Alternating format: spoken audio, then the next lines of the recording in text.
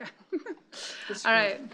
No, but it's fine. I got it. So item 1 is approval of our committee agenda. Oh, sorry. Chairman? Thank you. Trevor, go ahead and call roll. For the State Treasurer, Mr. Seha. For the State Controller, Ms. Paquin. Mr. Rosensteel. Ms. Higa. Ms. Yamamoto. Ms. Dillon. I'm here. For the Superintendent of Public Instruction, Ms. Zuma. And for the Director of Finance, Ms. Wong Hernandez. Chairperson Hendricks, you have a quorum. Thanks, Trevor. So item 1 is approval of the committee agenda. So moved. Second. Okay, it's been moved and seconded. All those in favor say aye. Aye. Opposed? Abstentions? Thank you. And item number 2 is approval of our minutes from September. So moved. Been moved and seconded. All those in favor say aye. Aye. Opposed? Abstentions? Great. All right, item 3 is our annual member survey. Elisa, come on up. We get to hear what our members are saying about our services at CalSTRS. So take it away, Elisa.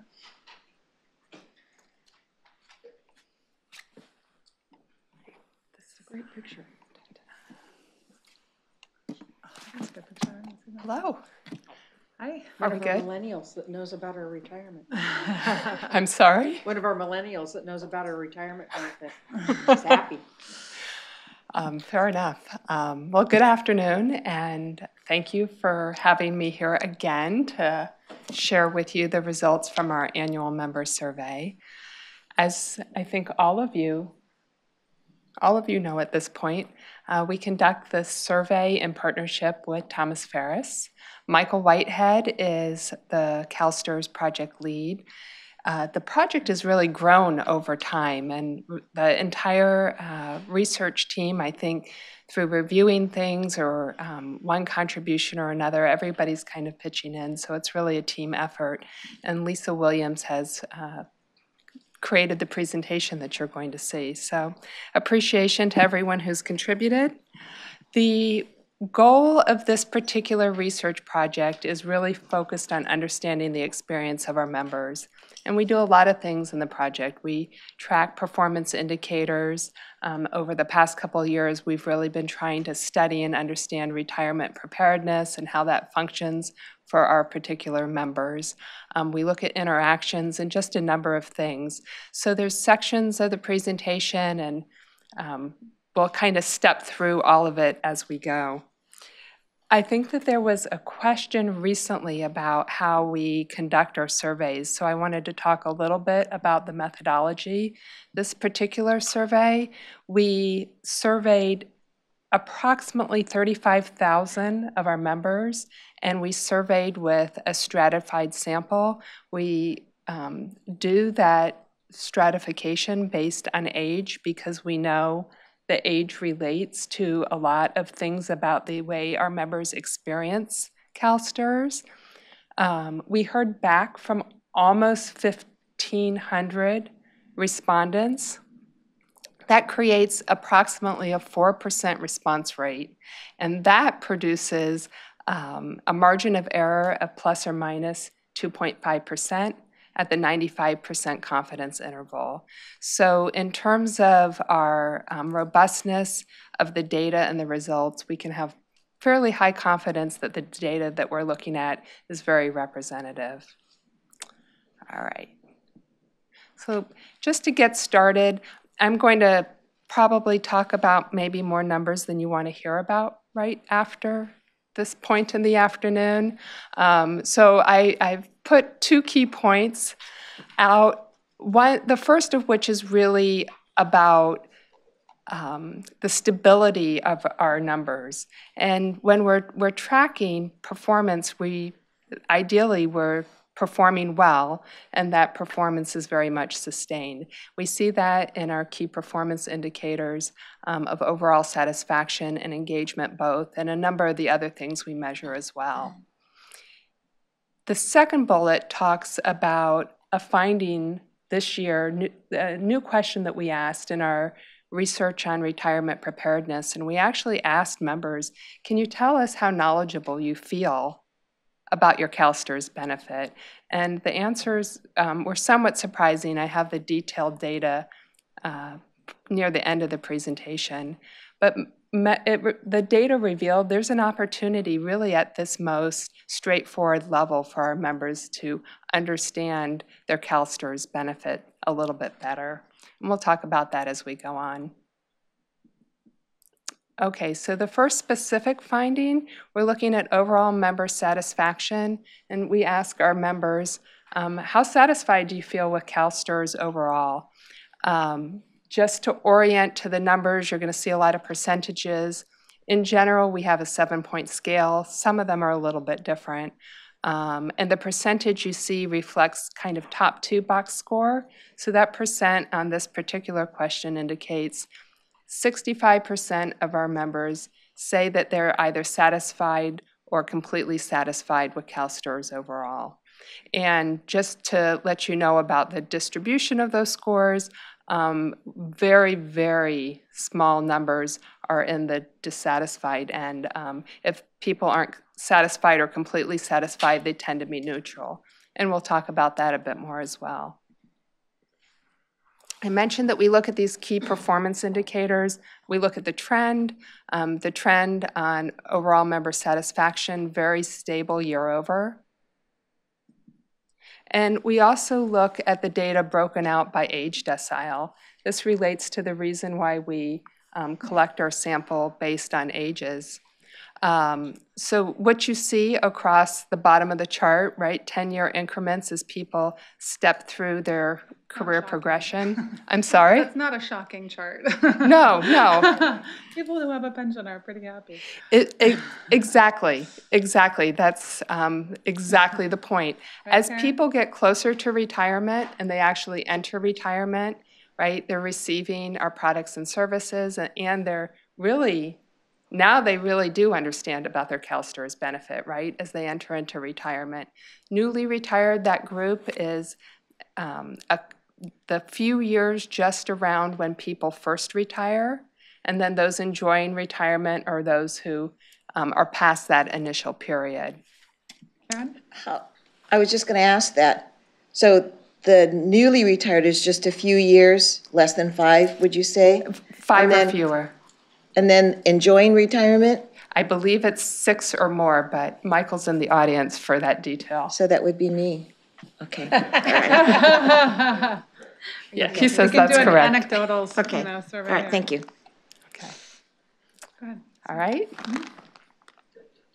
So this slide makes sense, right? It's very intuitive. It also really speaks to why we conduct applied research, right? We collect this information. We are hoping to learn things that help inform us about how to conduct our business. And when we look at that data, what we see is those under 50, it's 50% or fewer giving us those really high marks. So it's reasonable to ask, well, why is that the situation? And, what can we learn from that? And when we look at the data closely, what we see is that younger active members are not dissatisfied. So they're not giving us low scores. They're giving us that mid-range on that 7-point scale, the neutral scores. And when we ask them, why did you give us those scores? They say because they don't know CalSTRS or understand their CalSTRS benefits. Really important thing to know, and then later we actually ask them specifically about this, but I'll get to that in a moment.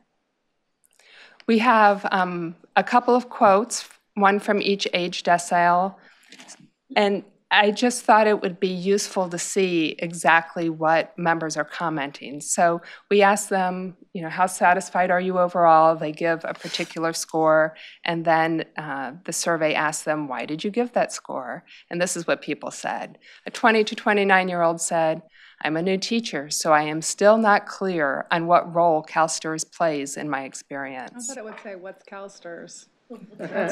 Well, so these were written responses. Those are my colleagues, what does that acronym mean? Exactly. Can I catch Dana, do you want to ask something about? Oh, wait. Okay. A 30 to 39-year-old reports, I'm aware of what I have gained through my membership. And a 40 to 49-year-old says, I know CalSTRS is my retirement fund, but I know very little about it otherwise. It is confusing to me. So we take all of that information and we try to use it, right? And we know that if people don't understand their benefit, probably the best way that we can move that needle is to interact with them in some way, right? To share the information, to help their understanding, help people learn. So part of this research is really focused on member interactions with CalSTRS. We collect data on it and we try to evaluate, what can we do with the information that we have. So one of the things we ask on the survey is, have you interacted with us in the past year? And the vast majority respond, yes, we have, in one way or another. The 3 top interaction methods are there on the slide: reading the newsletter, visiting My CalSTRS, or visiting calstrs.com. And then we bounce back to kind of the chart data that demonstrates why those interactions are so important. And the rating scale that you see, the 6 or 7, that's going to indicate, that color indicates the percentage of people who say that they're satisfied or completely satisfied. And what you see is if folks have had an interaction with us, they're more likely to be in that satisfied space. And again, just confirmation, if individuals haven't interacted with us, the dissatisfied, the 1 or 2, ticks up just a bit from 3% to 5%, but really where you see the big change is in the neutrals. If people aren't interacting with us, they tend to feel very neutral or not have an opinion. Dana, did you want to say? Yep. So,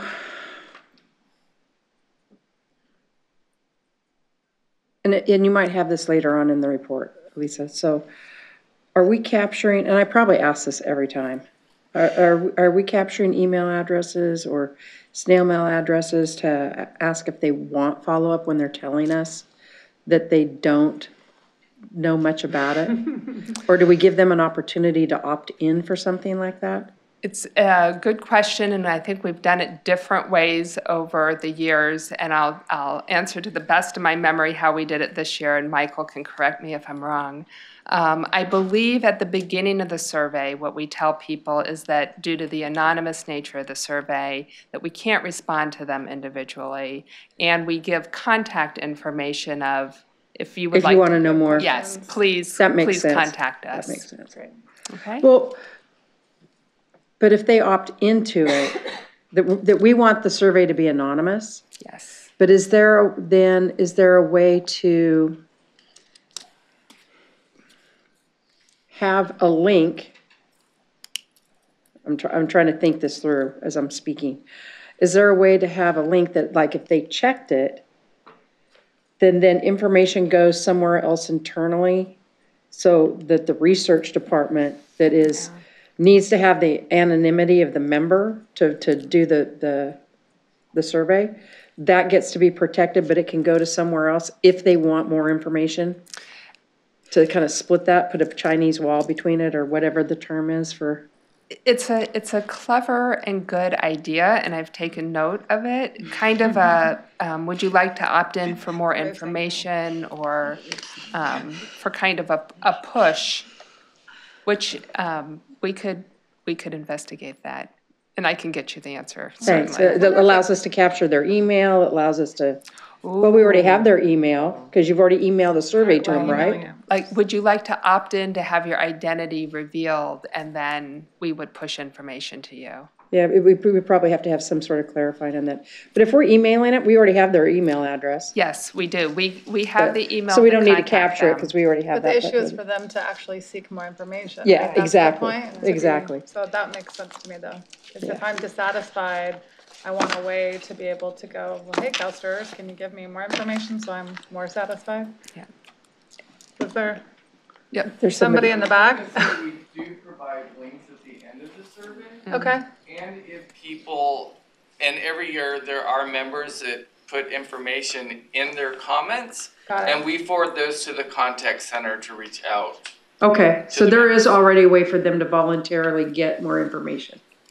Never mind then.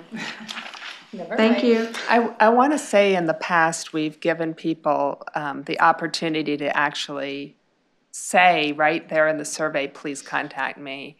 And we weren't getting a lot of uptake on it.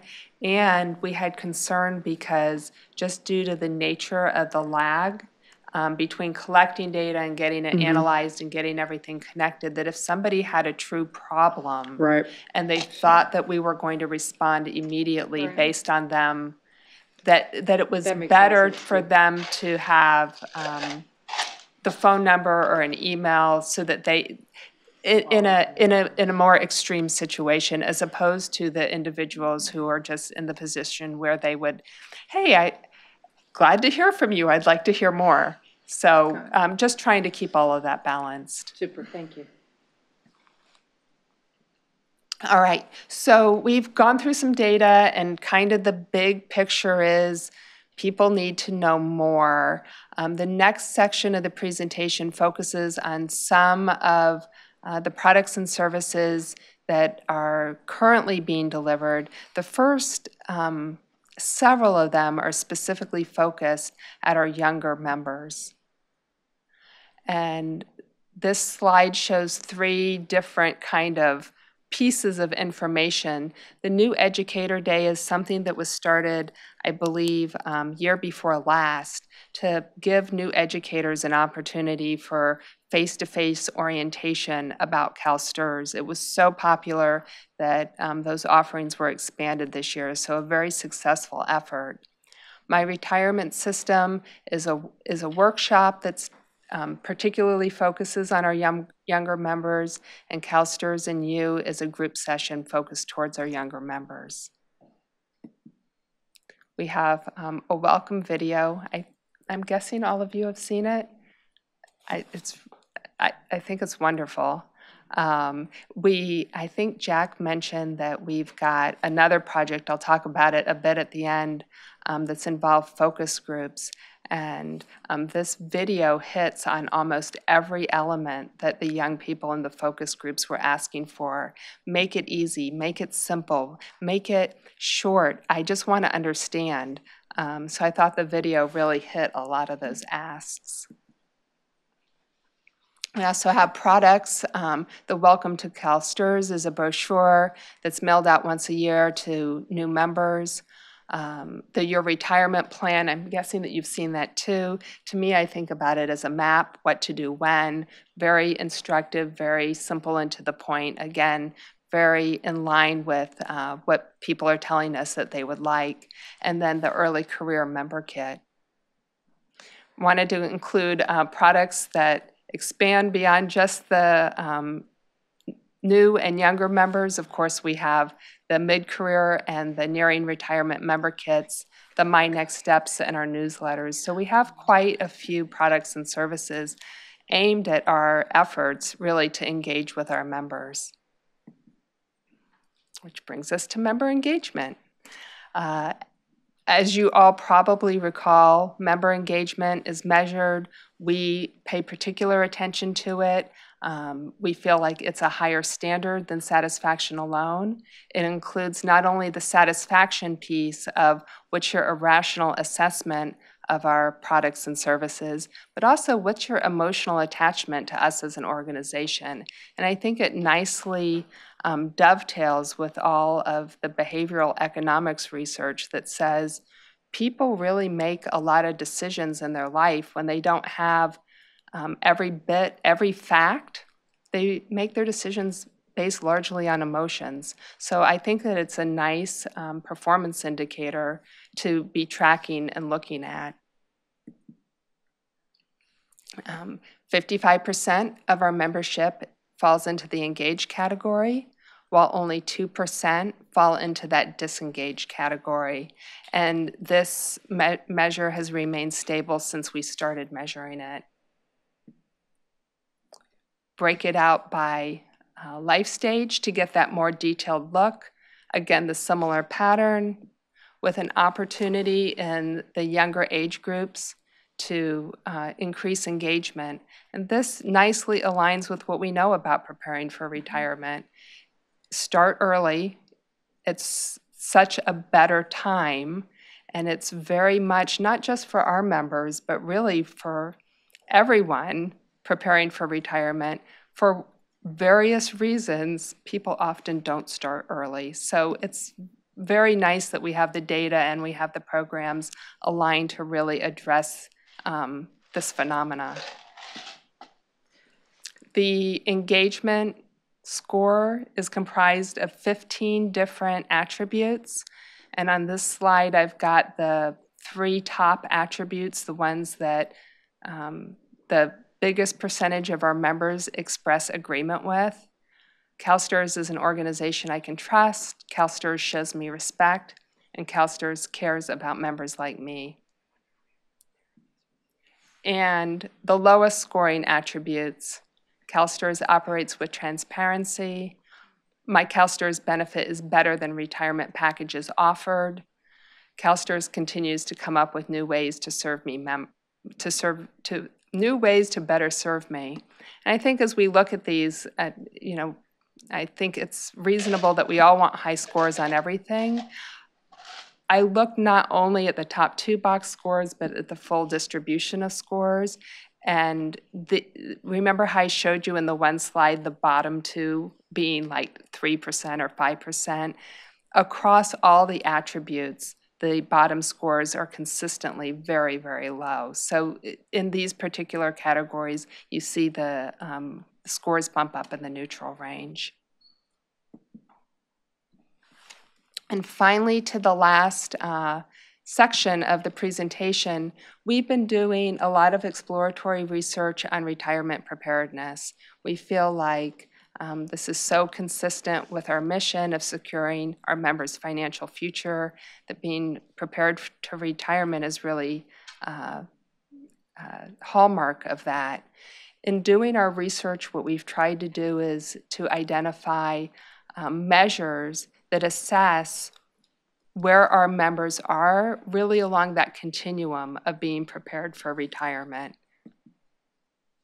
And we're looking at this particular topic because we're hoping to identify not only how prepared are our members, but what are our members doing that helps them prepare, and how might we influence that?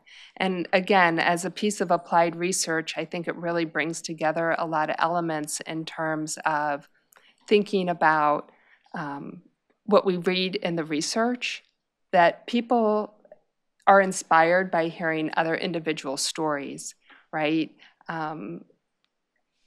Things that move people to take action in preparing for retirement. Oh, I hear that someone like me is doing it. Or, oh, I see from a trusted source, somebody that I respect recommends these particular things. So if we can put together the story and then share it with our members, we believe that we can message very effectively. So for active members, we've got 2 specific measures. The first of which is just being aware of the fact that people might need more than their pension alone in retirement, for retirement income. So we just ask individuals about their level of awareness of this. And again, you see the similar pattern. As people get closer to retirement, I think they understand better and that awareness goes up. And then here's the question that we have on as one of the key points. We specifically ask people, rate your knowledge about your CalSTRS benefit. And this particular item really, in terms of the data spread, went in a very different direction. Most items, very, very few people check the bottom box. But in this particular item, you still, even up till 60, right, only 44% are saying that they feel knowledgeable or very knowledgeable, which means the balance of people are saying that they either do not feel knowledgeable at all or they're only somewhat knowledgeable. So it seems like there's an opportunity on this particular topic. Retired members, we ask them different questions because they're retired. And remember, these are the folks who are now in retirement, right? And And the vast majority say, hey, I prepared successfully, and that is very positive news. That's like, those are high numbers for that. to They're, me. they're really high numbers. It's like, I don't know how I can weigh that. I don't know if I have or answer not. that because I don't know how long I'm gonna live. Really? No, I know, but it's just interesting to me that a lot of retired members feel like they've successfully planned for their retirement, where I don't know if that's. Isn't that? I don't know if I can But- say that Yeah. now. But Karen, let the- me, Karen, let me get you. So let's look at the, Go ahead, Karen. But Just- this questionnaire, this survey is done at one point in time, right? So Correct. today, yes. if I answered that, this is what my answer would be. 2 months from now, I don't know what that answer would be. It could be the same. I have 2 more data points for Okay. you. All right. So But this, she's on the counselor's board, so I would hope now that you feel a little more. Oh, yeah, right. so this question is about how successfully do you feel like you prepared? And people, I think what people are saying here is, I prepared as successfully as I could have. Right, Um, that's interesting, yeah. right? Then we ask them So I'd have to agree with that one. how sufficient they feel their retirement income is going to be in securing their financial security in retirement. And there you see a little bit of drop in your score. And to Karen's point, I think we're picking up on the, I'm not, right, while a lot of the unknowns that may have been in your mind when you were in your 20s or 30s about what will life be like in retirement, a lot of those unknowns are solved. There are still unknowns, right? Catastrophic changes, Healthcare, health issues. lots of different things that we're just not sure. So I think predicting that, you're seeing that in these numbers. And then we ask both active and retired members how confident they feel about having enough money to live comfortably through retirement. And this picks up on those unknowns as well. Right? So I told you that part of the reason that we're exploring this as a research topic is really to try to understand not just where people stand in terms of retirement preparedness, but what are the drivers? What are the behaviors that individuals are experiencing that kind of get them to that point?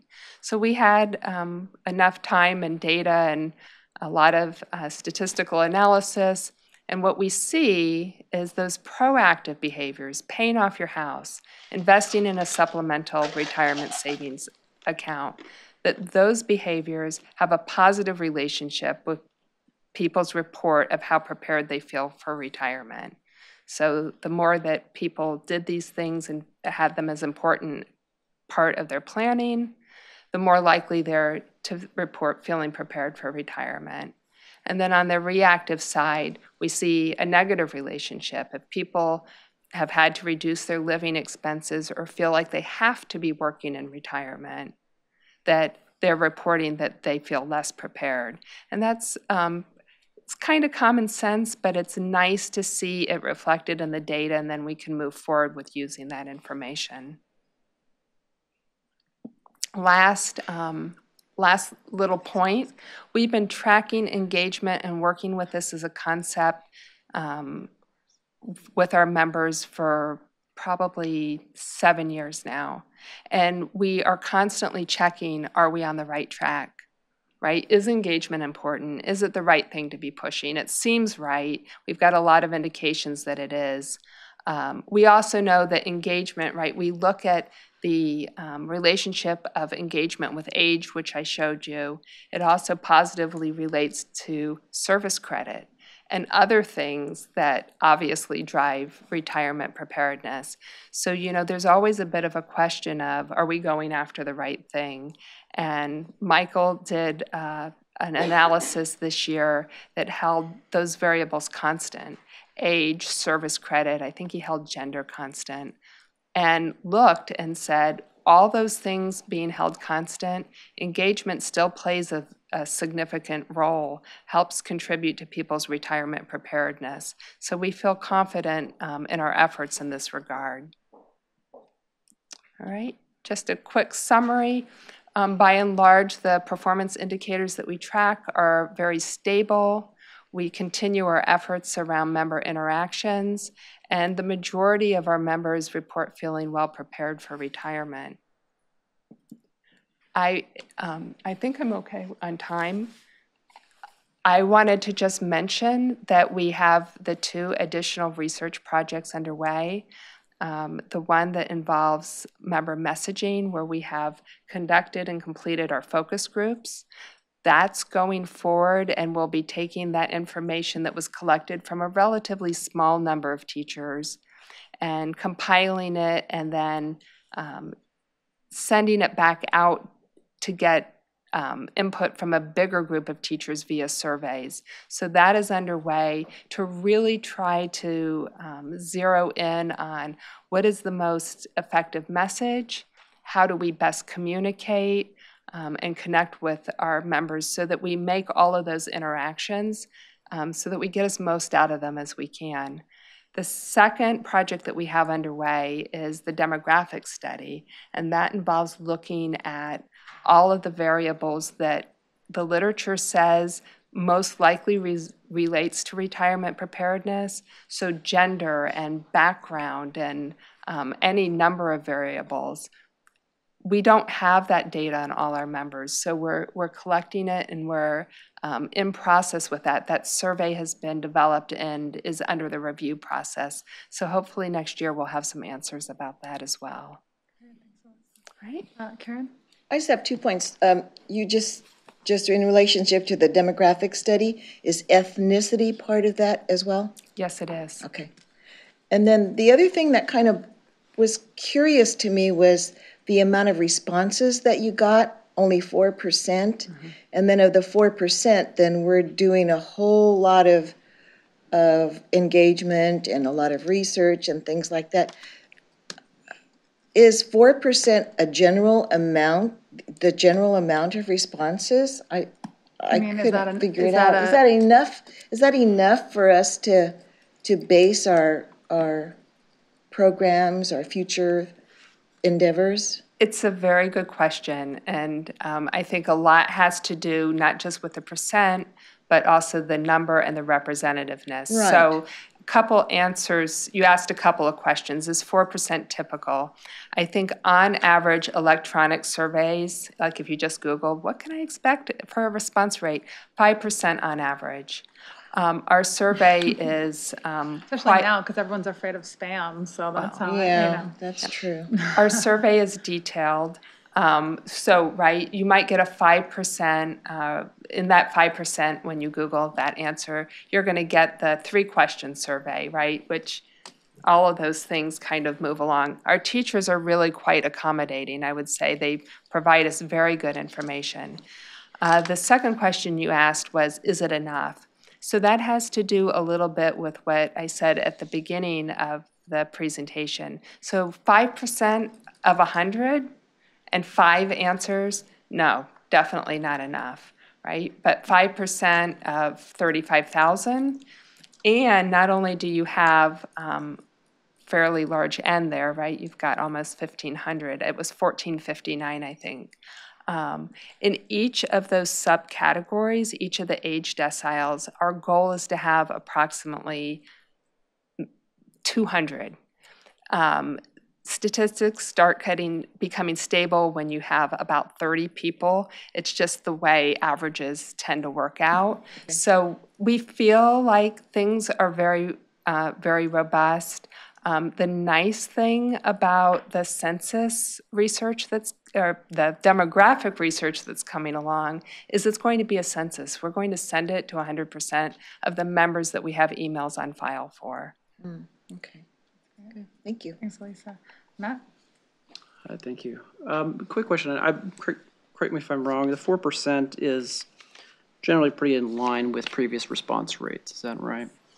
And my follow-up to that then would be, do staff anticipate or is thinking about any potential ways to raise that going forward? I mean, obviously 4% is not very big. I mean, what if it goes to 3% or something less? I mean, I know there's a general standard of a number of responses that you want to perform a survey accurately. But are you thinking of other ways to increase that? So the kind of easy ways to increase response rate, we can offer an incentive. We can shorten the survey, so then you get less information. I'm trying to think of the other response rate. I think one thing that we've tried before, and I'm not sure if we ran it this time, so we have goals, right? That margin of error in our confidence interval. We have goals that we want to hit statistically so that we have statistical confidence that the sample is representative of the population.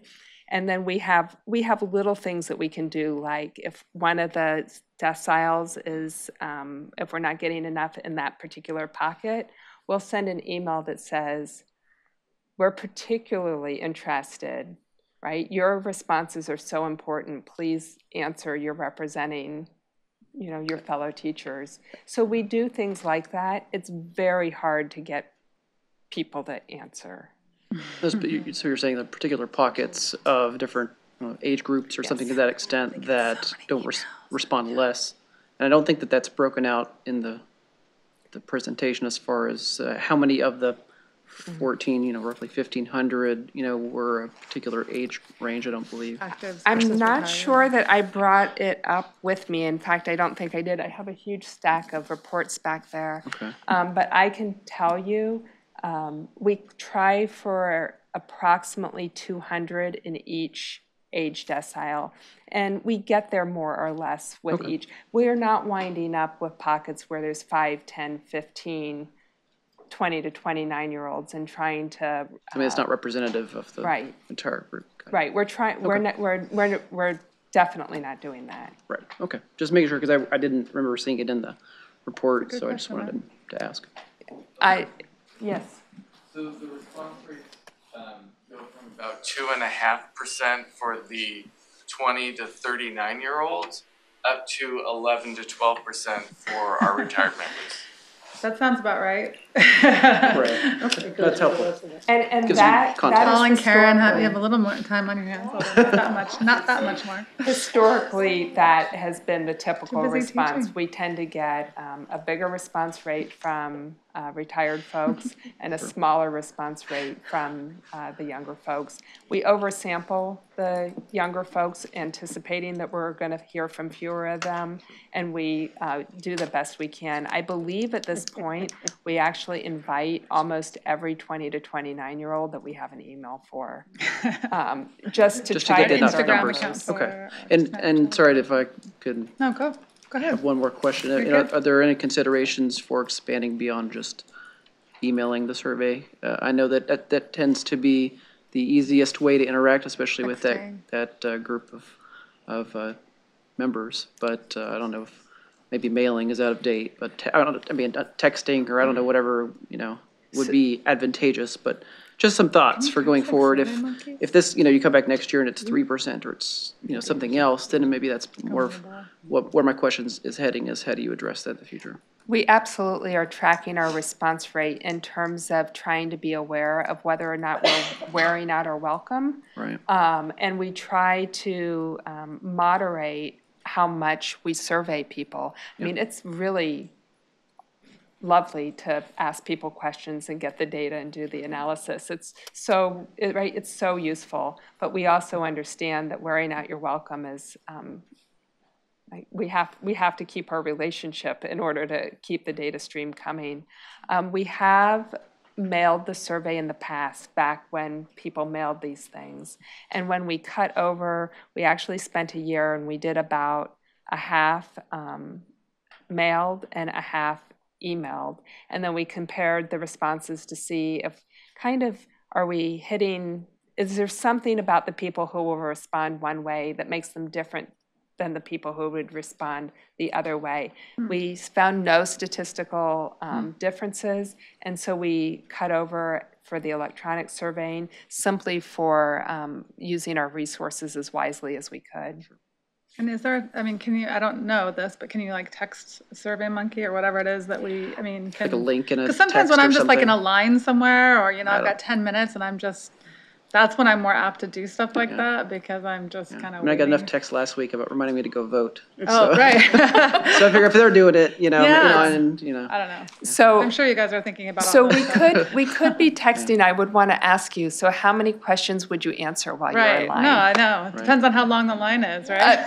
There we go. There we go. How quickly No. it can load. I imagine that technology will continue to improve and we'll Right. just get more and more ways. And then, humans just find ways to tune those things out too. So it's kind of, I know, I'm just trying to think of things like when just the incentive things you're talking about, like when somebody clicks on My CalSTRS, and it says, can you take this quick survey after you go to I don't know, just ways that we can kind of incentivize people to, I think that for wouldn't incentivize me, Karen, I want cold hard cash, or, can you give me 1 more year of service credit and I will answer your survey. There you go. That'll work. I'll answer 10 for you. I was gonna say, that's incentive right there. I think quick pulse surveys, you tend to get a little better response rate, 6 or fewer questions. Most people will Right. respond right there in the moment. If they see that it's going to be a little bit more in depth, they may put it aside, and then there's all of the things of getting back to it. So Andrew, I have a question for you in terms of connected to this data. Because I was thinking about with the publications we have, because I know we do publications for younger members, kind of middle age, and our, older members. Do we, because I'm just thinking about for younger members, the whole, compounded interest concept, pension to, do we sort of accentuate different things about us? Because I tell anyone under 40, it's like, I tell them over 42, but like $25 into a 403B or a pension too, like if anyone just does that one little thing right now, it really helps supplement your retirement. So do we kind of do you know what I'm saying? Like put 403Bs, purchasing service credit, how your illness leave, your sick day, unused sick days. I've got a converts to SME in the service credit if audience, you don't yes, use them. who can speak specifically Sure, to Sandy, some you of can the come things up that we do. Yeah. Feel free, come on up, Sandy. Because I guess I speak to a lot of faculty groups, and I just notice for different age groups, there's different, issues and concerns. And I assume we're doing that, but I'd love to hear a little bit more. How do we tailor that so we make sure the younger folks understand compounded interest and how awesome it is? So we do, in our partnership with Voya, specifically with the 403Bs and 457s, we have target marketing that we do. Most of those are through email blasts. So within our campaigns, we have targeted messages that go out to those individual age groups. Like Elisa mentioned, we did the New Educator Day for the second time this year. We spread that out over 3 weekends. So that was really targeted at those younger educators. So the email blast went out to those with, 5 years or less service credit, as well as the age group of the 44 and unders. Because I'm thinking of things that they have control over, right? Things that they can do now. Whereas if I'm talking to a counselor at 65, it's great to understand how my pension works, but there's a few things you can do, but there's not a lot of long-term things you can do if you want to retire in a year. Do you see what I'm saying? Right. And so I just think if people know earlier, a lot of faculty I talk about don't know what DBS is. They don't know they have a DBS account, and they don't know if they work, not that they should, but that if they do work over a year's worth of service credit, money goes into this DBS account. Last week I had 2 people Sharon, I have 40,000, and it was they won the lottery. I'm like, well, this is your money. This is your deferred compensation. But So we work with communications. We have a marketing plan, communication plan. So we do hit a number of those on social media. We're continuing to look at ways to do that. And it's just kind of a evolving process. Okay. So, we have the videos out there. We'll send out links to the videos, highlighting a certain specific topic. right. And then it's just a matter of will they engage with us? Right. So Will they find out more information or understand how to, okay, got it. Great, thank you. All right, Lisa, that's it. Thank you so much. All right, We're gonna have opportunity, and see, number 4, we've got Diane and Andrew on Medicare Premium Payment Program. This is an item that Dana had asked for us to make sure we didn't, I think we ran out of time last time, and we wanted to make sure that we spent a little more time on the MPPP. Yes, so with me is our Director over Service Retirement, Diane Alsop, and our Assistant Director over Service Retirement, Mark Genie. Hi, Mark. I brought both of them up because we need the subject matter experts here, so I'm going to turn the remote control over to them. Okay, well, thank you for the time today to provide an overview of CalSTRS Medicare Premium Payment Program. So in today's presentation, I'm going to cover a little bit high level what Medicare program is and how it impacts the California teachers. And then Mark's going to go into a little bit more detail around CalSTRS Medicare Premium Payment Program specifically. So as you're likely already aware, Medicare is a federal program for those that are 65 or older, and it was established to help the elderly meet healthcare needs in retirement. It has 4 distinct parts. So Part A primarily covers hospital care. Part B, medical appointments. Part C is a combined A and B plan that often includes additional coverage. And Part D provides for prescription drug coverage. So CalSTRS members who do not receive Social Security benefits through service from a non-CalSTRS cover employer must enroll in both Parts A and B. The Part A premium for 2018 was $422, and the cost drops depending on the number of covered quarters of Medicare covered service worked. Part B premium for 2018 was $134. The Part C and D premiums vary depending on coverage offered, and the Part B and D premium can be higher depending on income. Workers, including CalSTRS members who perform 40 quarters of Medicare covered service, qualify for the premium-free Medicare Part A. Before 1986, California teachers were not subject to the Medicare taxes, but on April 1st, 1986, they began to be subject to the coverage. So therefore, teachers that were hired on or after April 1, 1986 began paying the Medicare tax. Additionally, members who changed employers after that date also started paying the Medicare tax. After implementation of mandatory coverage, school districts were given the choice to hold elections to allow members hired prior to April 1986, to elect to pay the Medicare tax. So our members fall into one of 3 categories. So they're either hired before the April 1, 1986 date and they've never paid the tax, or they were hired before April 1, 1986, and they began paying the tax if they chose to after the district election, or members hired after that date who've never paid the Medicare tax. Is it have always? Have always. Oh, I'm sorry, Okay. have always paid the Medicare tax. I'm the third one. And Sorry. I'm like, so it's always, right? Always, Okay, yes, got it. you're correct. Thanks. Mark's gonna now just give an overview of the actual program for the MP3 program. All right, thank you. So the Medicare Premium Payment Program, also known as MPPP or MP3 for short, was established in 2001 and is designed to help cover eligible members' Medicare Part A premiums if they didn't otherwise qualify on their own paying the Medicare tax. And as you saw from previous slides, the Part A is for hospital coverage and is the more expensive of the Medicare parts. And here we have the basic eligibility requirements for our program. One of the more important requirements is that it was originally limited to members who retired before the program start date of 2001. But you as the board do have the ability to extend that sunset date, and you have done so several times in the past, with the most recent sunset date being July 1st, 2012. So all members who retire before 2012 will be eligible for our program if they do meet other certain eligibility requirements.